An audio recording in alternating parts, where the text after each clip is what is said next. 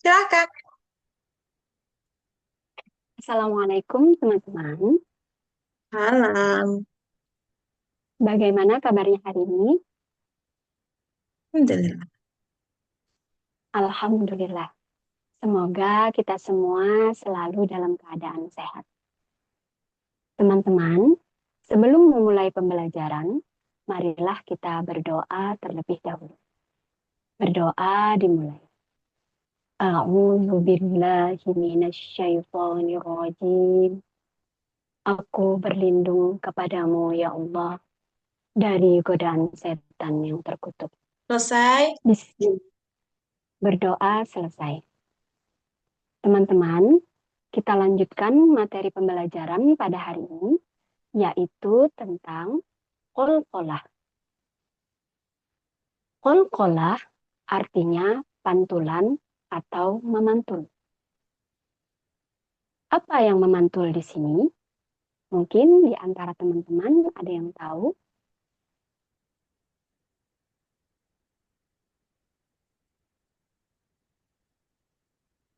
Ayo.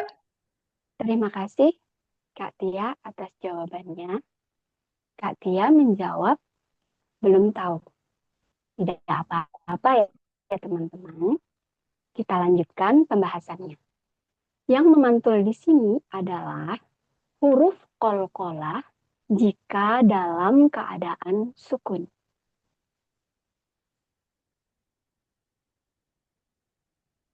Sampai di sini bisa dipahami teman-teman? Kan belum kasih tahu huruf apa aja. Baik, jika bisa dipahami kita lanjutkan ya teman-teman. Kan belum Lalu tahu. Belum tahu huruf kolkolahnya apa. Jadi jangan langsung tanya, udah bisa difahami belum? Kan tadi baru disampaikan huruf dalam keadaan mati. Huruf apa? Kan belum. Udah dikasih tahu dulu hurufnya, dikasih tahu dulu contohnya. Baru setelah itu tanya, sudah bisa dipahami belum? Karena kolkolah ini kan nggak terlalu panjang penjelasannya. Coba diulang lagi. dari mana Ustaz? Dari kolkolah artinya Saya ulangi, qalqalah artinya pantulan atau memantul. Apa yang dipantulkan di sini? Yaitu huruf qalqalah jika dalam keadaan sukun. huruf Huruf yang berada dalam keadaan sukun. Jangan huruf kolkolah. Huruf yang berada dalam keadaan sukun. Huruf apa saja itu? Gitu. saya ulangi, qalqalah. Qalqalah artinya pantulan atau memantul. Apa yang memantul di sini? Yaitu huruf dalam keadaan sukun. Huruf apa saja itu? Yaitu ada 5 huruf teman-teman. Yang pertama, huruf ba Pertama, yang masa pertama ini? Ulang. saya ulangi. Udah belajar hitungan kan? Iya, Ustaz. Iya. Ayo, coba diulang lagi. Dari mana nih, Ustaz? Dari arti aja arti. Qalqalah artinya pantulan atau memantul. Apa yang memantul di sini? Yaitu huruf dalam keadaan sukun. Apa saja yang menjadi huruf qalqalah? Yaitu ada 5 huruf, teman-teman. Yang pertama, huruf ba. Yang kedua, huruf dal. Gak usah yang pertama, yang kedua. Ba, dal, itu. Jim dulu. Ulang. Saya ulangi, qalqalah. Qalqalah artinya pantulan atau memantul. Apa yang memantul di sini? Yaitu huruf jika dalam keadaan sukun. Huruf apa saja yang memantul di sini? Ada 5 huruf, Mantul di teman-teman. sini. Kamu nggak memantul di sana. Ulang, ulang. Ulang, ulang, ulang, ulang. Yang enak, yang enak. Jadi apa Ustazah? Huruf apa saja yang menjadi huruf qalqalah gitu ya? Bukan. Tadi kan apa yang memantul di sini, gitu kan? Kan udah pakai di sini tuh. Apa yang memantul di sini? Coba deh ulang dulu deh. Aku aku lupa rangkaian kalimat dari Kak Fatim. Coba-coba diulang. Saya ulangi, qalqalah. Qalqalah artinya pantulan atau memantul. Apa yang memantul di sini? Yaitu huruf jika dalam keadaan sukun. Huruf apa Ah, saja? sebentar, sebentar. Yang memantul itu apanya? Huruf qalqalah Ustazah. Bunyi. Oh, Ya. bunyi huruf jadi begitu ya. Jadi kan bunyi huruf yang memantul itu kan bunyinya. Awalnya kan ditahan karena dia mati. Habis itu dia dipantulkan bunyinya. Kan bukan dipantulkan hurufnya, tapi bunyi hurufnya. Kalau aku kepikiran bilangnya gini, apa yang memantul? Yaitu bunyi huruf ketika disukunkan. Eh, bunyi huruf setelah disukunkan. Terus Ustazah itu kan ada yang memang sukun dari awal gitu. Bunyi huruf sukun. Mana sih? Aku bingung. Aku jadi bingung ngejelasin. Yang Tapi apa jika yang dalam keadaan dipantulkan? sukun gitu nggak bisa ya Ustazah. Jika Jika dalam dalam keadaan sukun kan bisa karena sukun asli atau sukun karena wakaf gitu. tapi nanti ada Boleh. kol-kolah juga kan? Eh, Iya kan? nanti ada Kan ini kol-kolah. kalau Ustazah. Kan nanti ada tasdid juga. Iya, tapi kan juga disukunkan Ustazah. Iya enggak? Iya sih. Coba, coba, coba, coba. Kok aku jadi kayak kurang cerdas ya? Astagfirullah. Coba, coba ulang. Saya ulangi. Qalqalah. Qalqalah artinya pantulan atau memantul. Apa yang memantul di sini? Yaitu bunyi huruf jika dalam keadaan sukun. Huruf apa huruf apa saja yang dimaksud di sini? Yaitu ada 5 huruf teman-teman. Yang pertama huruf ba, jim, dal, po, kof. Dan Saya ulangi, huruf apa saja yang dimaksud di sini? Yaitu ada 5 huruf teman-teman. Yang pertama huruf ba, jim, dal, po, dan kof. lupa kan tadi mau bilang kof Biasa. langsung. Jadi udah mulutnya udah Iya, Ustaz. dan kof. Ulang, ulang, ulang, ulang, ulang. Saya ulangi, huruf apa saja yang dimaksud di sini? Yaitu ada 5 huruf teman-teman.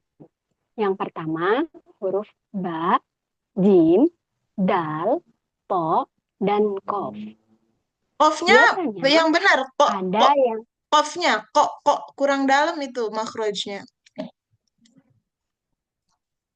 saya ulangi, huruf apa saja yang dimaksud di sini? Ada 5 huruf teman-teman. Yang pertama huruf ba, jim, dal, po, dan kof.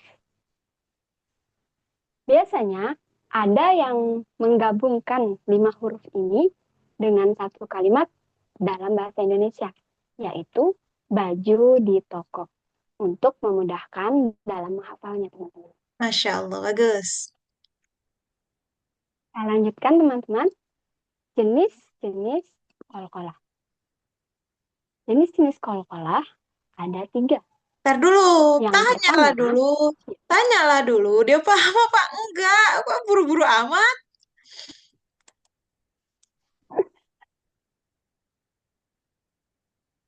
saya ulangi, sampai di sini sudah dapat dipahami, teman-teman?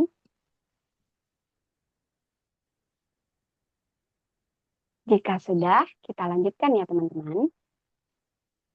Jenis-jenis kol-kolah. Kol-kolah Belum ada paham, 3. belum paham. Jangan paham-paham terus dong. Coba kasih challenge. Coba kalau challenge-nya ada, Sampai di sini. gue aman bener. Jalannya lurus terus. Coba. Saya ulangi, sampai di sini apakah dapat dipahami teman-teman? Terima kasih Kak Tia atas jawabannya. Kak Tia menjawab belum paham teman-teman. Kalau belum paham gimana nih Ustaz? Ah, itu kan. Nggak selama ini kan paham, paham, Iya. jalan terus. Kalau belum paham, di bagian mana belum pahamnya? Kan nggak mungkin kita ulang semua. Belum tentu juga dia nggak paham seluruhnya dari awal sampai akhir. Mungkin di bagian mana dia belum paham. Saya ulangi, sampai di sini teman-teman, apakah sudah dapat dipahami? Terima kasih Kak Tia atas jawabannya. Kak Tia menjawab belum paham. Di bagian mana Kak Tia yang belum dapat dipahami? Semuanya. Nah, Excelnya gitu. Jawabannya semua. Baik, jika semuanya, kita ulang dari awal ya teman-teman. Terus yang lain gimana? Yang lain yang udah paham gimana tuh nasibnya? Lalu Supaya yang mereka nggak ngerasa kayak, misalnya nih ada yang punya perasaan kayak, ya ulang lagi dari awal. Gitu. Misalnya kayak gitu. Gimana caranya supaya si orang-orang itu tidak merasa seperti itu? Kak Fatim punya ide apa? belum tahu saja. Misalnya nih, untuk teman-teman yang sudah paham, semoga lebih paham lagi ya. Atau teman-teman yang sudah paham bisa tetap memperhatikan, karena nanti setelah ini saya akan meminta teman-teman untuk menjelaskan ulang. Hmm, mau ngapain dia? Paham juga nggak bakal pergi kan? Soalnya habis ini ada tugas. Ini tuh cara mengikat dengan tanpa bilang tetap di sini. Coba. Saya ulangi, sampai di sini teman-teman, apakah sudah dapat dipahami? Terima kasih Kak Tia atas jawabannya. Kak Tia menjawab belum paham. Di bagian mana Kak Tia yang belum dapat dipahami? Oh, semuanya. Baik, kalau semuanya kita akan ulang dari awal ya teman-teman. Untuk yang sudah paham, silakan tetap memperhatikan. Karena setelah ini, saya akan meminta teman-teman untuk menjelaskan kembali terkait dengan materi ini. Yeay, bagus. Terus. Kita ulangi teman-teman. Kol-kolah. Kol-kolah artinya pantulan atau memantul. Apa yang memantul di sini? Yang memantul yaitu bunyi huruf jika dalam keadaan sukun. Huruf apa saja yang dimaksud di sini? Yaitu ada 5 huruf teman-teman. Yang pertama, huruf ba, jim, dal, to, dan kof. Biasanya ada yang menyingkat 5 huruf ini menjadi kalimat dalam bahasa Indonesia, yaitu baju di toko. Itu hanya untuk memudahkan dalam menghafalnya ya teman-teman. Namun jika teman-teman ada cara lain untuk memudahkannya, tidak apa-apa ya teman-teman. Sampai di sini sudah dapat dipahami, Kak? Ya.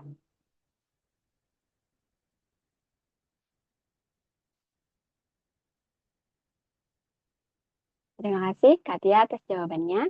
Alhamdulillah kalau Kak Tia sudah dapat memahami. kita lanjutkan ke pembagian kol-kolah. Coba teman lain ada nggak kira-kira? Masa Katia doang? Kan muridnya ada 200. Masa satu doang? Saya ulangi, sampai di sini apakah sudah dapat dipahami Kak Tia? Alhamdulillah jika Kak Tia sudah dapat memahami. Untuk teman-teman yang lain, bagaimana?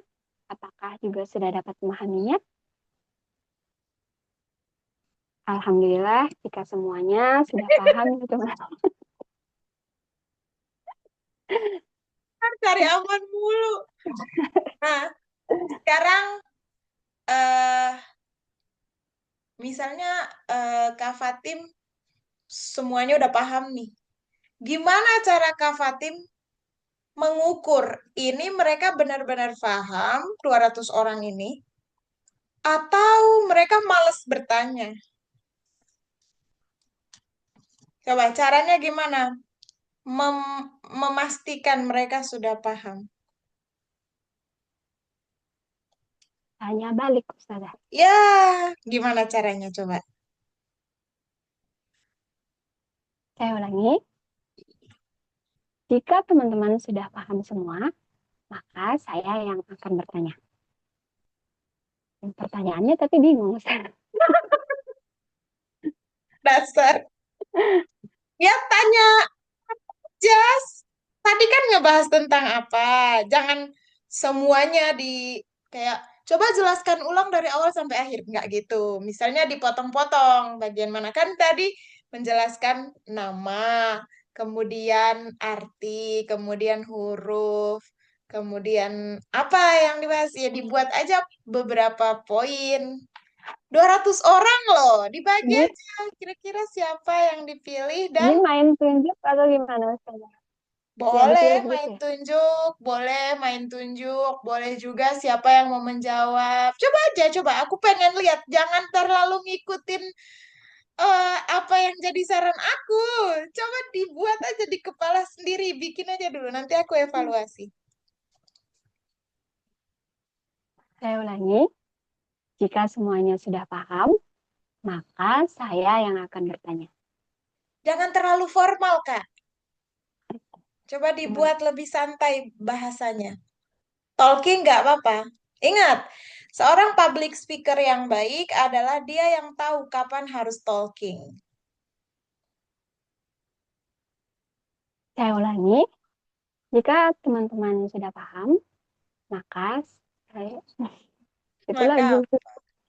maka saya akan memberikan pertanyaan. Jangan kayak gitu. Misalnya, nggak usah kayak tidak selalu harus jika teman-teman sudah paham, bukan. Misalnya kayak jika sudah paham, itu juga nggak apa-apa. Itu kan kita udah ringkas tuh, udah nggak speaking banget lagi. Jika sudah paham, apa? Coba lanjutin dulu. Aku nggak mau ngasih usulan. Coba, Misalnya pakai kata mau gitu boleh, Ustazah. cobalah dulu. Aku pengen lihat maunya taruh di mana emang. Coba maunya taruh di mana. Coba dulu, coba. Saya ulangi, jika teman-teman sudah paham, saya yang mau tanya. Boleh nggak Ustazah gitu? Cobalah dulu, jalanlah dulu. Coba, jalanlah dulu. Saya ulangi, jika teman-teman sudah paham semua, maka saya yang mau bertanya. Apa arti kol-kolah? Siapa yang bisa menjelaskannya? Kayaknya aneh ya, Ustazah. Ah, cobalah dulu. Lanjut dulu. Aku belum komen. Aku pengen lihat dulu. Coba. Saya ulangi, jika teman-teman sudah paham semua, maka saya yang mau bertanya. Apa saja yang menjadi huruf kol-kolah? Coba di antara teman-teman ada yang bisa jawab? Mungkin Kak Mamas bisa menjawab. Terima kasih Kak Mamas atas jawabannya. Kak Mamas menjawab huruf Qaf. Benar sekali ya teman-teman, jawaban dari Kak Mamas ini. Itu adalah salah satu huruf kol-kolah. Yang lain mungkin bisa menambahkannya. Ya, Kak Tia, silakan. Terima kasih Kak Tia atas jawabannya. Kak Tia menambahkan huruf qalqalah, dua huruf qalqalah lagi, yaitu huruf ba dan huruf jim. Masih kurang dua huruf ya teman-teman. Silakan, siapa lagi yang ingin menambahkan hurufnya? Kalau sisa dua huruf, jangan menambahkan lagi, melengkapi. Saya ulangi, sisa dua huruf lagi ya teman-teman. Siapa yang ingin melengkapi dua huruf ini?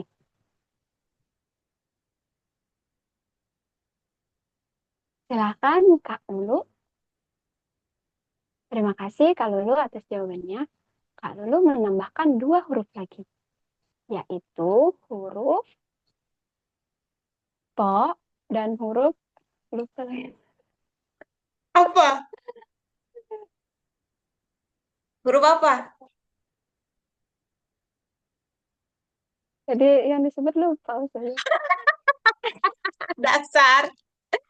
Nah, ini tuh Kak. Jadi Kak Fatim tuh harus belajar mengingat. Karena kan ini kita lagi memaksimalkan kecerdasan mengkonsepkan sesuatu, ya. Karena kita yang menskenariokan itu, jangan sampai konsep kita kita sendiri yang lupa, gitu. Itu bagian dari melatih daya ingat juga. Tapi cuman tingkatannya lebih tinggi karena kita yang bikin, kita yang jawab, kita yang gitu kan. Nah, terus Kak, eh, Kak Fatim nih pada saat dikasih kayak gini tuh jadi terlihat Kak Fatim tuh kurang bisa membuat tantangan. Membuat loh ya, bukan menghadapi. Membuat. Karena membuat juga belum bisa, akhirnya bingung. Mau nantangin diri nih kayak gimana?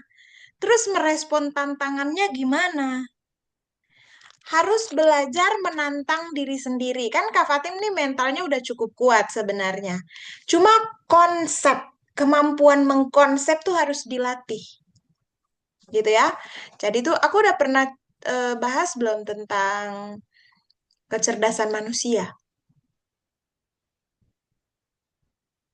Udah pernah belum?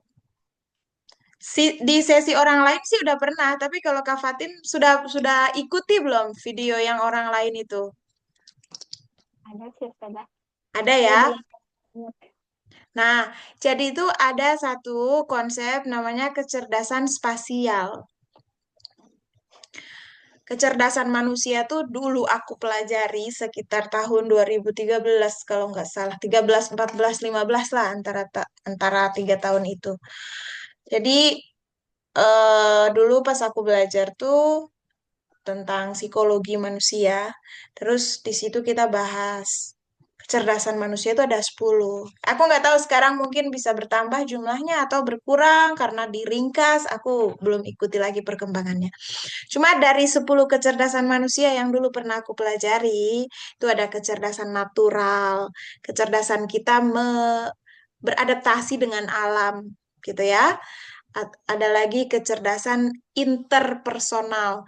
Interpersonal itu bagaimana kita beradaptasi dengan orang lain, diri di luar kita. Itu interpersonal. Kalau yang ketiga, intrapersonal. Kalau intra itu dengan diri kita sendiri. Terus yang keempat, kecerdasan action. Bagaimana kita tuh ngamalin, ya. Ngamalin apapun yang kita tahu. Perilaku kita tuh kayak gimana sih action. Habis itu kecerdasan logika. Bagaimana cara kita berpikir tentang sesuatu, benar salah gitu. Ada lagi kecerdasan musikal.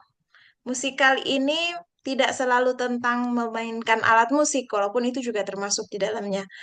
Cuma musikal ini tuh termasuk juga kayak kita ngerti tempo nggak sih? Ada tuh ya, misalnya kori atau koriah nih ya, ngajinya bagus banget. Pas disodorin musik ya, suruh dia nyanyi, musiknya kemana, dia kemana. Ada tuh yang kayak gitu.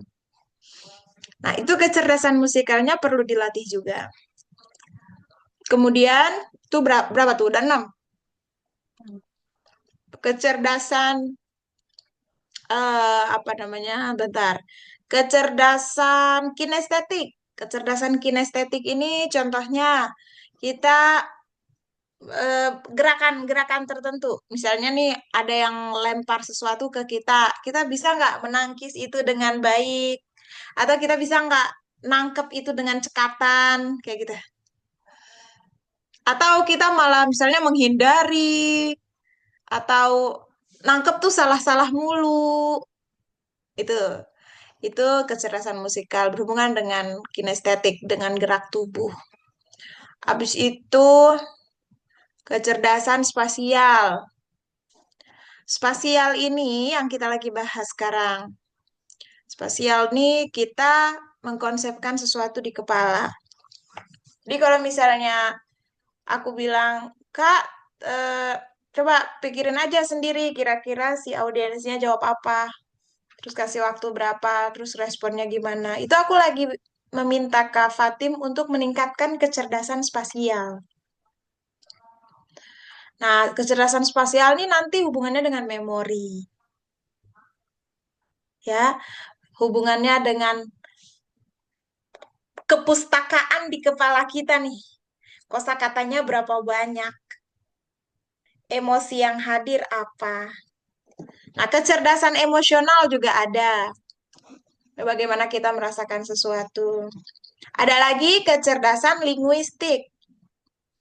Kecerdasan linguistik ini kemampuan kita berbicara. Ini juga pasti hubungannya dengan kecerdasan konsep tadi, spasial.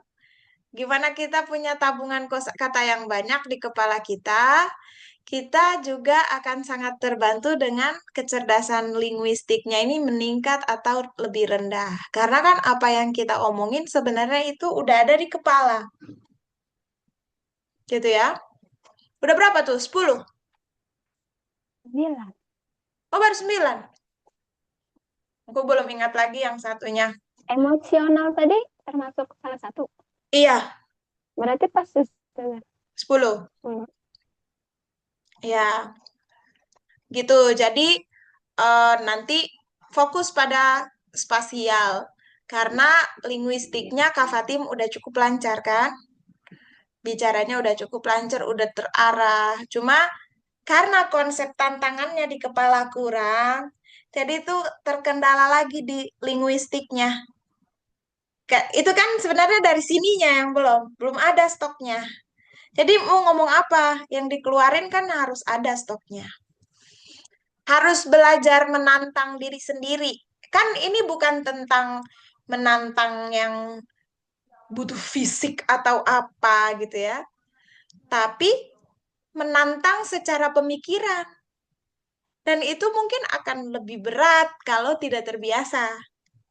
Kayak aku sering menantang Kak Fatim, ini dong, ini dong, ini dong, ini dong. Kuat Kak Fatim, kuat menghadapi. Tapi kalau ini dong, cari ide dong, cari ide dong, cari ide dong. Nah itu kan lebih kayak nanti terseok-seok lagi, ya kan? Nah itu, misalnya nih yang maksud aku menambah literasi tantangan tuh kayak gini.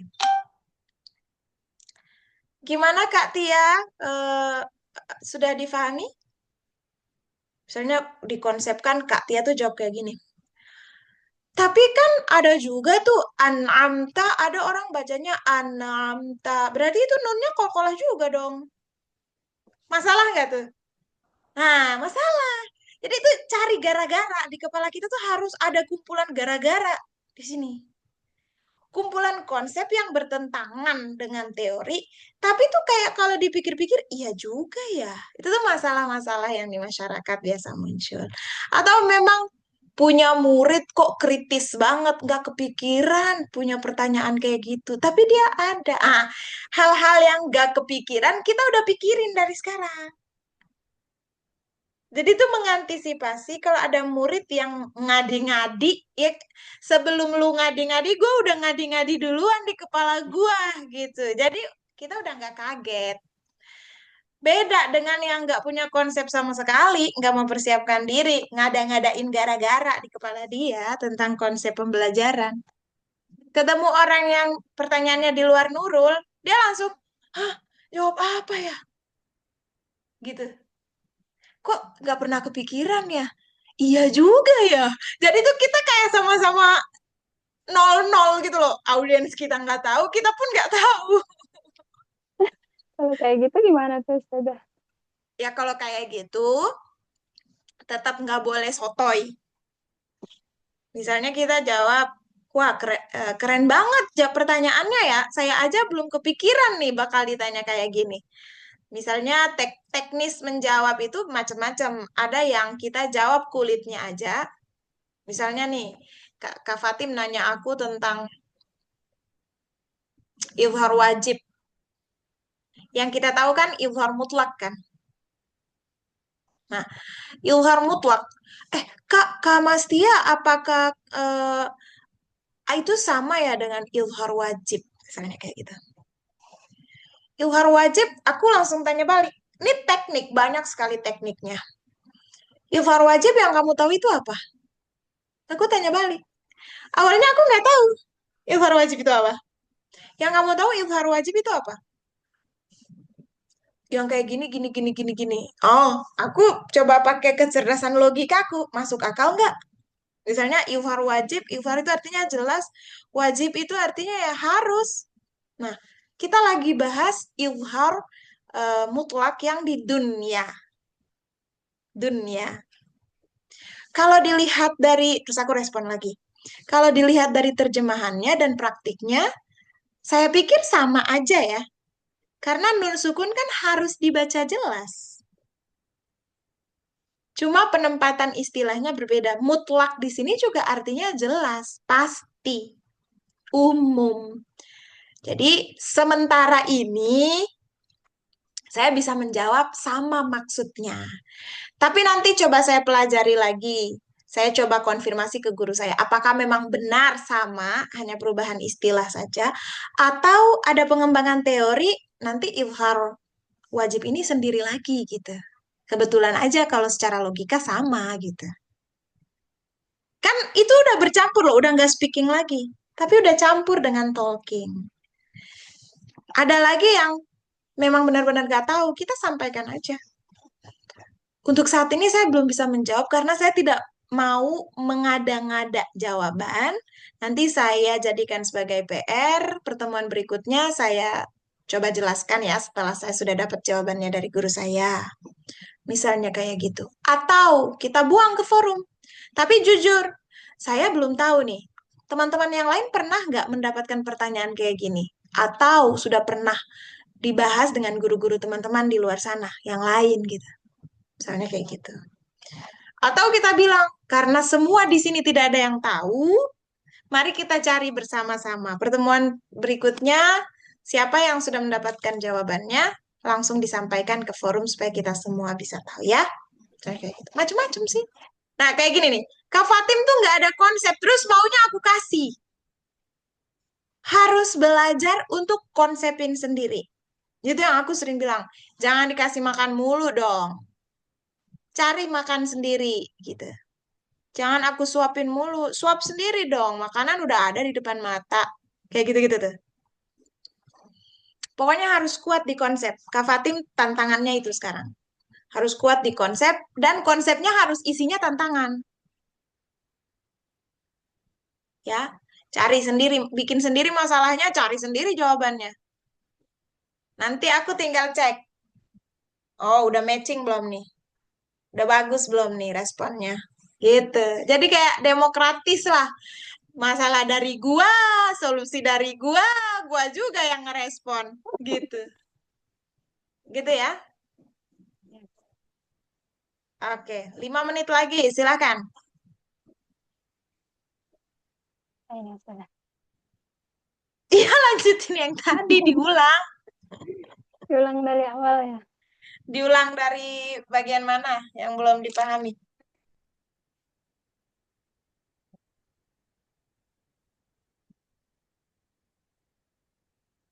Bingung nih, Ustazah. Coba dulu, hadapi kebingungannya. Ulang dari awal. Dari yang bagian mana yang belum dipahami? Saya ulangi, bagian mana yang belum dipahami, Kak Tia? Baik, terima kasih Kak Tia atas jawabannya. Kak Tia menjawab, Kak Tia belum memahami semuanya. Dari situ ya sudah. Saya ulangi, saya ulangi, bagian mana Kak Tia yang belum dipahami? Baik, Kak Tia menjawab semuanya. Jika semuanya, kita ulangi ya teman-teman. Untuk teman-teman yang sudah paham, silakan untuk tetap memperhatikan, karena setelah ini saya akan meminta teman-teman untuk menjelaskan kembali terkait dengan materi ini. Kita ulangi ya teman-teman. Kol-kolah. Kol-kolah Jangan artinya terlalu tanpa. sering kita ulangi ya. Jangan kayak gitu, jangan terlalu sering. Mari kita mari kita bahas kembali. Jadi langsung tegasnya. Nana, nih ya, ini ya. Jangan terlalu itu tuh kesannya kayak minta izin, minta izin, minta izin. Mari kita Saya mulai. ulangi, mari kita mulai. Kol-kolah. Kol-kolah artinya pantulan atau memantul. Apa yang memantul di sini? Yang memantul yaitu bunyi huruf jika dalam keadaan sukun. Apa saja yang dimaksudkan hurufnya di sini? Yaitu ada 5 huruf, teman-teman. Yang pertama, huruf ba, jim, dal, to, dan kof. Biasanya ada yang menggabungkan 5 huruf ini menjadi satu kalimat dalam bahasa Indonesia, yaitu baju di toko. Oh, Namun itu oh, hanya untuk hanya untuk namun, namun itu hanya untuk memudahkan dalam menghafalnya ya teman-teman. Jika teman-teman ada cara yang lain, tidak apa-apa ya teman-teman. Yang penting teman-teman mudah untuk menghafalnya. silahkan digunakan. Jadi jangan, nggak apa-apa ya teman-teman. Jangan pakai ya yang mulu. Saya ulangi, jika teman-teman punya cara lain untuk menghafalnya, silahkan digunakan ya teman-teman. Nah, itu kan pakai ya lagi. Silahkan digunakan. Saya ulangi, jika teman-teman punya cara lain untuk menghafalnya, silahkan untuk digunakan. Sampai di sini teman-teman sudah dapat dipahami? Oke, aku jadi kepikiran. Kak Fatim besok konsep one on one sama aku adalah menyediakan masalah tentang materi apapun. Masalah teknik, masalah jawaban dan teknik menjawab. Itu PR-nya. Sebanyak-banyaknya.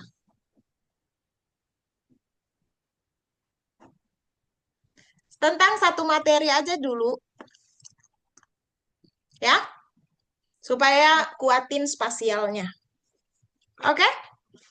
Oke, Alhamdulillah, segitu dulu untuk pertemuan hari ini. Terima kasih Kak Fatim. Nanti kita ketemu lagi di sesi. Subhanakallahumma bihamdika asyhadu an la ilaha illa anta astaghfiruka wa atubu ilaik. Assalamualaikum. Waalaikumsalam.